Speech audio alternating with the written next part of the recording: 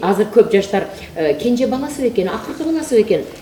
Анда тиги ошол бул аэропорт дешет экен да. Бардыгы келип кона берет. Станция. Мен таң калып, мен айттым, кыздар азыр мен кайрылып атам да, силер кайра ата-энеси бар экен. Мен ошол үйгө барам. Кенже бала экен, кандай сонун карыясы бар үй. Карысы бардын ырысы бар. Мынакей. Аталар күндө күн алыс ырыскы менен келет, чакырыктардан келет.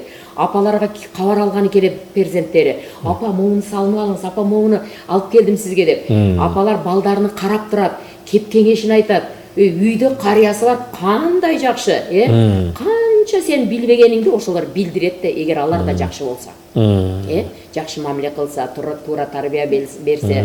Ана үйдө, кээ бир үйдө жык кайынсиңдилер болот, кайнелер болот. Ошону кайнене аларга балдарга аябай жакшы багыт бериш керек да. Бул келинибиз, бул сенин жеңеңер, момундай кылгыла деп койсо эле бүттү. Апанын сөзүн кыздар аткарат.